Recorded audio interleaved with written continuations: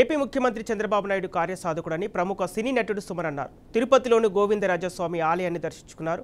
చంద్రబాబు పాలనలో అమరావతి రాజధాని నిర్మాణం వేగంగా జరుగుతోందని, చంద్రబాబు రాష్ట్రాన్ని అభివృద్ధి వైపు పరుగులు పెట్టించబోతున్నారని కొనియాడారు.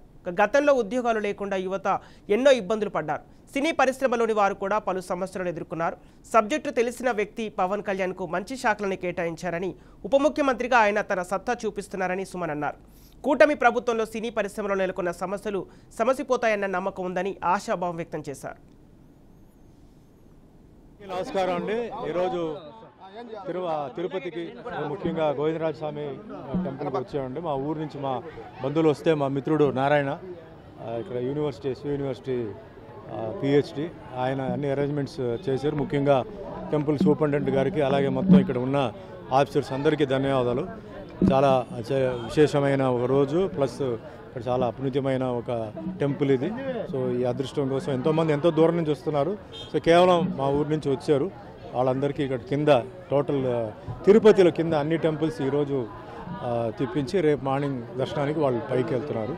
సో ముఖ్యంగా టెంపుల్ వాళ్ళకి, మెయిన్ కమిటీ వాళ్ళకి అండ్ సూపరింటెండెంట్ వేరే ఆఫీసర్స్కి అలాగే పోలీస్ అధికారులు వాళ్ళందరికీ నమస్కారం అండి.